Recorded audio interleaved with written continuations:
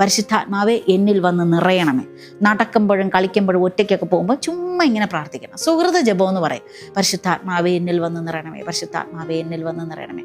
അടുത്ത് പറയണം പരിശുദ്ധാത്മാവെ എന്നെ നയിക്കണമേ. നമ്മൾ എവിടെ പോയാലും, നമ്മൾ പോകത്തില്ലേ, അപ്പോൾ എവിടെ പോയാലും പരിശുദ്ധാത്മാവെ എന്നെ നയിക്കണമേ. മൂന്നാമത്തത് പരിശുദ്ധാത്മാവെ, നമ്മളിങ്ങനെ സോപ്പിട്ട് വൃത്തികേടാകുമ്പോൾ ദിവസവും നമ്മൾ കുളിക്കൂലേ നമ്മളെ ശരീരം, അപ്പോൾ ഇതുപോലെ പരിശുദ്ധാത്മാവിനോട് പറയണം പരിശുദ്ധാത്മാവെ എന്നെ ഒന്ന് ശുദ്ധീകരിക്കണമേ. ഓക്കെ, എന്നെ ഒന്ന് ശുദ്ധീകരിക്കണം.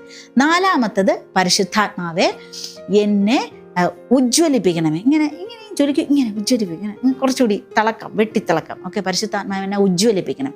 അഞ്ചാമത്തത് പരിശുദ്ധാത്മാവെ വരദാനങ്ങൾ കൊണ്ട് നിറയ്ക്കണമേ. മക്കളെ മറക്കൂ, ഈ അവസാനത്തെ ആത്മാവ് കൊണ്ട് നിറയാൻ സിസ്റ്റർ എന്താ പറഞ്ഞ? ഒന്ന്, പരിശുദ്ധാത്മാവെ അഗ്നിയുടെ കോട്ട കെട്ടി എന്നെ സംരക്ഷിക്കണമേ. അടുത്ത് പറയണം പരിശുദ്ധാത്മാവെ എന്നെ നയിക്കണം, എന്നെ നിറയ്ക്കണം, എന്നെ ശുദ്ധീകരിക്കണം. ഓക്കെ, എന്നെ ഒന്ന് വെളുപ്പിച്ചെടുക്കണം.